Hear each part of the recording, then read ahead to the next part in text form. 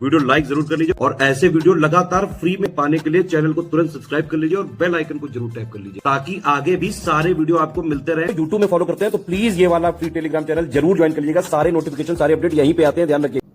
Hello friends, कैसे हैं आप सभी लोग। एग्ज़ाम प्रिपरेशन में एक बार फिर से आप सभी का स्वागत है। आई होप आप सभी लोग बेहतर होंगे, अच्छे ढंग से अपनी प्रिपरेशन भी कर रहे होंगे।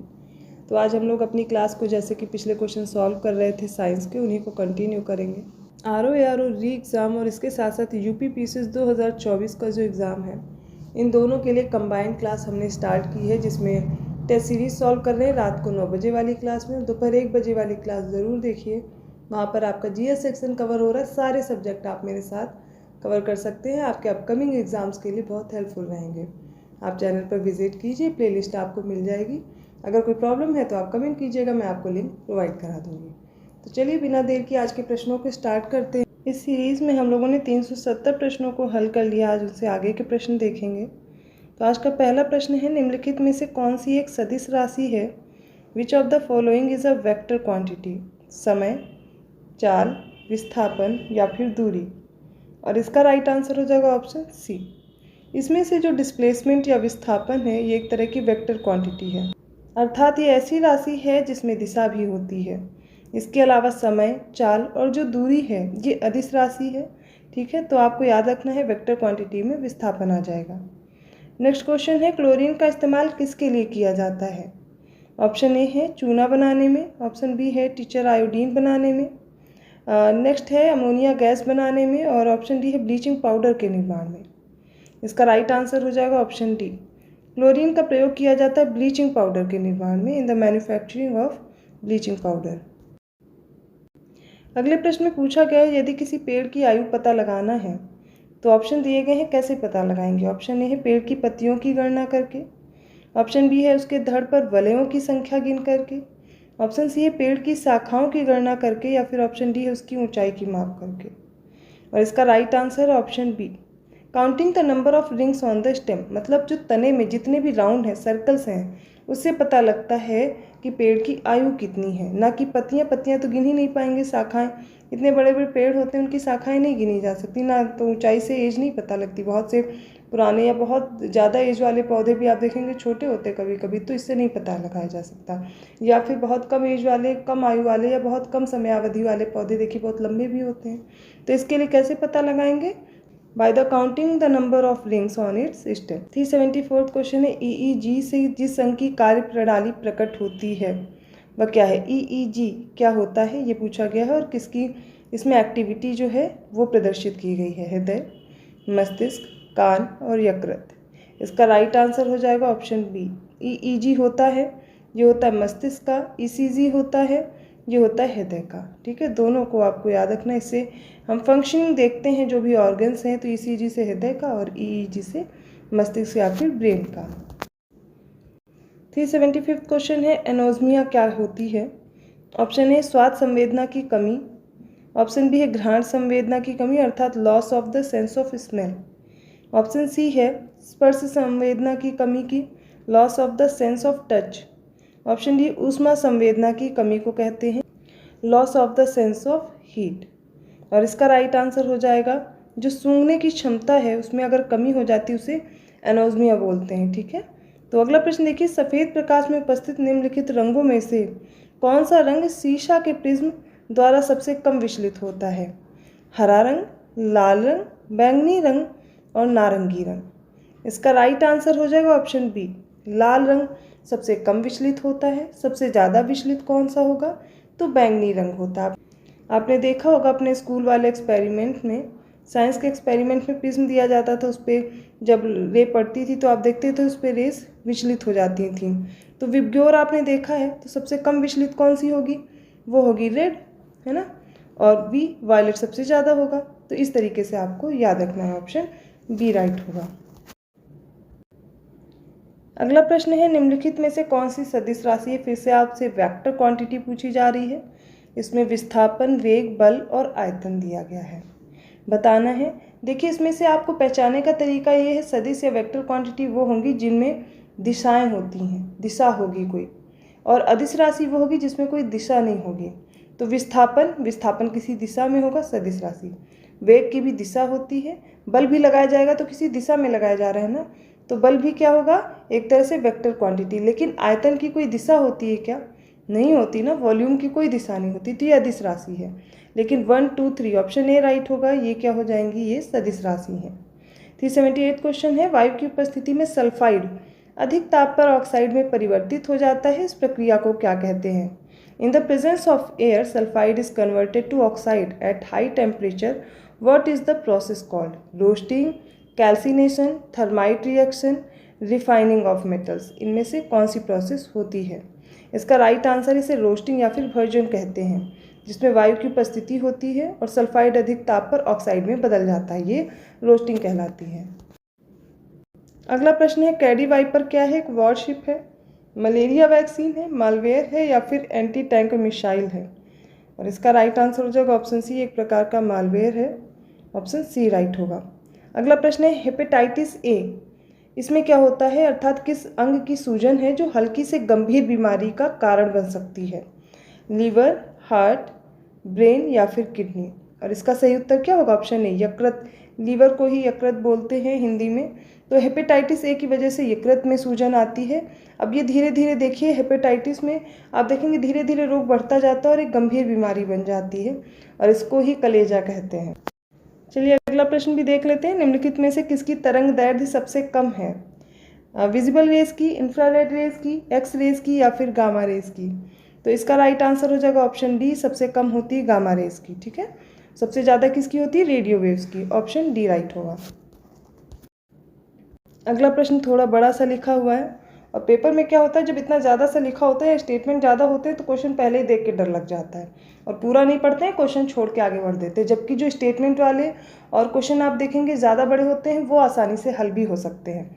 निम्न में से किसका उपयोग खाद्य उद्योग में केक, मफिन, कुकीज़ और सेके हुए अर्थात बेक्ड खाद्य पदार्थों में रासायनिक किण्वन कर्मक के रूप में यूज़ किया जाता है? इंग्लिश में पढ़ती हूँ, शायद समझ में आ जाएगा। Which of the following is used in the food industry as a chemical leavening agent in baked foods such as cakes, muffins and cookies? ठीक है, तो ये आपको बताना है। इसमें से सोडियम क्लोराइड दिया गया है, कैल्शियम ऑक्सीक्लोराइड, सोडियम बाइकार्बोनेट और सोडियम सल्फेट। इसका राइट आंसर हो जाएगा ऑप्शन सी, सोडियम बाइकार्बोनेट। खाने वाला सोडा जो आप लोग यूज़ करते हो ना, वो यही होता है बेक करने के लिए। बेकिंग सोडा आप लोग यूज़ करते हो, वो यही है, मफ़िन, कुकीज़, केक बनाने में डाला जाता है ना, तो ये ऑप्शन सी राइट होगा। ये तो नॉर्मली जो लोग थोड़ा बहुत किचन के बारे में जानते हैं, थोड़ा बहुत काम करते होंगे तो उन्हें पता होगा। चलिए अगला देख लेते हैं। वैसे खाते तो बहुत होंगे आप लोग, केक, कुकीज़, इवन ब्रेड वगैरह, उन सब में यूज़ होता है। ठीक है, निम्न में से किस मिट्टी के कणों का आकार सबसे छोटा होता है? सिल्ट, क्ले, पेबल या फिर सैंड? गाद, क्ले, कंकड़ और रेत में से बताना है। इसका राइट आंसर हो जाएगा ऑप्शन बी। देखिए, इस क्ले जो होती है, क्ले वाली मिट्टी, इसमें सबसे छोटा आकार होता है। आप अगर इसमें देखते जाएंगे, जो रेत है, उसके बाद कंकड़, ये सबसे बड़े पार्टिकल्स होते हैं। तो जो क्ले होंगी, देखिए जितने छोटे पार्टिकल होंगे उनमें वाटर रिटेनिंग जो कैपेसिटी वो सबसे ज़्यादा होगी, जल धारण क्षमता। जितने बड़े कण होंगे उनमें क्या होगा, पानी की धारण क्षमता कम होती है। ये कुछ क्वेश्चंस आपके पूछे जाते हैं एग्जाम में स्टेटमेंट वाइज, वो मैंने आपको बता दिए। तो इसमें क्ले हो जाएंगे, जिसमें मिट्टी के कणों का आकार जो है सबसे छोटा होता है। ठीक है, इसके बाद आ जाएगा सिल्ट, क्ले के बाद सिल्ट है, और सिल्ट के बाद हो जाएगा सैंड, लास्ट में पेबल्स। ठीक है, 384 क्वेश्चन है, मानव शरीर की सबसे छोटी ग्रंथि कौन सी होती है? पीनियल ग्रंथि, pituitary gland, thyroid, adrenal gland? इसका राइट आंसर ऑप्शन है, जो पीनियल ग्लैंड है ये मस्तिष्क के केंद्र भाग में स्थित होती है। मेलाटोनिन और सेरोटोनिन हार्मोन होते हैं जो इससे सिक्रीट होते हैं, ये सबसे छोटी ग्रंथि है। अगला प्रश्न है, 385 क्वेश्चन है, टिटनेस नामक रोग निम्न में से भी जाना जाता है, मतलब किस और नाम से भी जाना जाता है? इसमें गैंग्रीन दिया गया है, सिंगल्स दिया गया है, लॉकजा या फिर वूपिंग कफ के नाम से। बताना है टिटनेस को और किस नाम से जानते हैं? इसको लॉकजा नाम से भी जानते हैं, ऑप्शन सी राइट होगा। और आपको अब इसका कॉजिंग एजेंट बताना, चलिए मैं ही बता देती हूँ। इसका नाम है क्लॉस्ट्रीडियम टिटेनी, बैक्टीरिया से होने वाला डिजीज़ है, ऑप्शन सी राइट होगा। आपको बताना है टिटेनस के लिए कौन सा टीका दिया जाता है। ठीक है, नेक्स्ट क्वेश्चन है, मक्का की पत्तियों के शीर्ष का सफ़ेद होना सूचक है? इसमें आयरन की डेफिशिएंसी है, मैग्नीज की डेफिशिएंसी है, नाइट्रोजन की डेफिशिएंसी है या फिर जिंक की डेफिशिएंसी है। देखिए क्वेश्चन लास्ट टाइम मैंने पूछा था कि नींबू में सिट्रस कैंकर जो होता है वो किसकी डेफिशिएंसी से होता है, और उसमें मैंने आपको आंसर बताया था कि बोरान की कमी से। वो क्वेश्चन रॉन्ग था, मैंने उसका डाल दिया था करेक्शन, देखिएगा कमेंट में डाला था कि जो नींबू में सिट्रस कैंकर होता है वो होता है कॉपर की डेफिशिएंसी से। यहाँ पर मक्का की पत्तियों में पूछा गया है, सफ़ेद हो जाता है, उसकी पत्ती सीड्स जो होती है वो सफ़ेद हो जाती है, किसकी कमी से पूछा गया है। उसका राइट आंसर हो जाएगा ऑप्शन डी, जिंक की कमी से ऐसा होता है। अगले प्रश्न में बताना है सुनहरा धान में प्रचुरता होती है, किसकी प्रचुरता होती है। ऑप्शन ए है विटामिन ए, ऑप्शन बी है विटामिन बी, और सी में सी है और डी में डी विटामिन। बताना है किसकी प्रचुरता होती है। इसका right answer option A, vitamin A की प्रचुरता होती है गोल्डन राइस में। अगला प्रश्न है मच्छरों के नियंत्रण हेतु प्रयोग होने वाली कीटभक्षी मछली कौन सी है। हिल्सा, लेबियो, गैम्बूजिया या फिर मिस्टक। इसका राइट आंसर हो जाएगा ऑप्शन सी, गैम्बूजिया यूज़ की जाती है मच्छरों को नियंत्रित करने के लिए, ये खा जाती है इनको, ठीक है। अगला प्रश्न है एड्स वायरस HTLV-3 की खोज किसने की थी। रॉबर्ट गेलो ने, बी है एडवर्ड जेनर ने, सी है लकाइजन जेनर ने या फिर ऑप्शन डी है रॉबर्टसन ने। इसका राइट आंसर हो जाएगा ऑप्शन ए, रॉबर्ट गेलो ने की थी। अगला प्रश्न है निम्नलिखित रोगों में कौन टाइगर मच्छरों द्वारा संचारित नहीं होता है। ऑप्शन ए है पीत ज्वर, ऑप्शन बी है डेंगू, ऑप्शन सी है चिकनगुनिया और ऑप्शन डी है जापानी एन्सेफेलाइटिस। इसका राइट आंसर हो जाएगा ऑप्शन डी, ठीक है। ये जापानी एन्सेफेलाइटिस इनकी वजह से नहीं होता, जबकि देखेंगे येलो फीवर, डेंगू, चिकनगुनिया ये सब मच्छरों द्वारा होता है। नेक्स्ट क्वेश्चन है निम्नलिखित में से कौन सा पादप हार्मोन है अर्थात प्लांट हार्मोन है। इंसुलिन, थायरोक्सिन, एस्ट्रोजन या फिर साइटोकाइनिन। इसका राइट आंसर हो जाएगा ऑप्शन डी, साइटोकाइनिन होता है। इसके अलावा सारे जो हार्मोन हैं ये ह्यूमन बॉडी के हैं। नेक्स्ट है क्वेश्चन गाय और भैंस के थनों में दूध उतारने के लिए किस हार्मोन की सुई लगाई जाती है। सोमेटोट्रोपिन, ऑक्सीटोसिन, इंटरफेरॉन और डी है इंसुलिन। इसका राइट आंसर हो जाएगा ऑप्शन बी, इसमें ऑक्सीटोसिन बहुत ज़्यादा मात्रा में यूज़ किया जाता है, जो आप देखेंगे हर जीव के लिए हानिकारक है। जो इनका मांस खाते हैं इनके मरने के बाद उनके लिए भी ये हानिकारक हो जाता है। अगला प्रश्न देखिए निम्नलिखित में से कौन सा कथन गलत दिया गया है, सही नहीं है पूछा गया है। ऑप्शन ए है रक्त समूहों की खोज कार्ल लैंडस्टीनर ने की थी। ऑप्शन बी है लाल रक्त कणिकाएं अस्थि मज्जा में बनती हैं।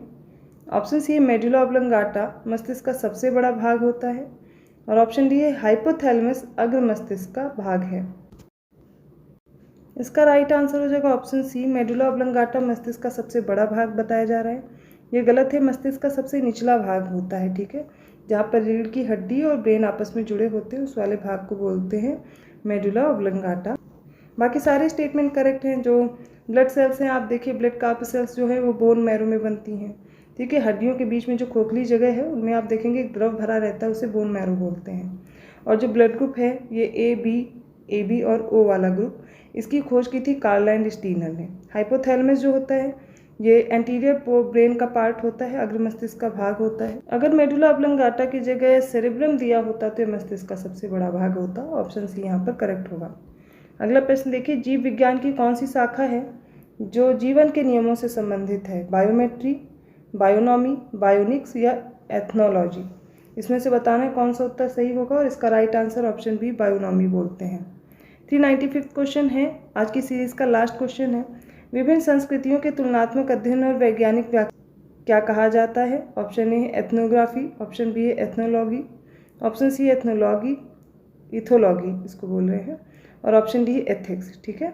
इसमें से बताना है कौन सा उत्तर सही होगा, और इसका राइट आंसर ऑप्शन बी, इसे एथनोलॉगी बोलते हैं, जिसमें विभिन्न संस्कृतियों के तुलनात्मक अध्ययन और वैज्ञानिक व्याख्या की जाती है। तो आज हम लोगों ने साइंस के कुछ और प्रश्न देखे हैं, आई होप आपको समझ में आए होंगे।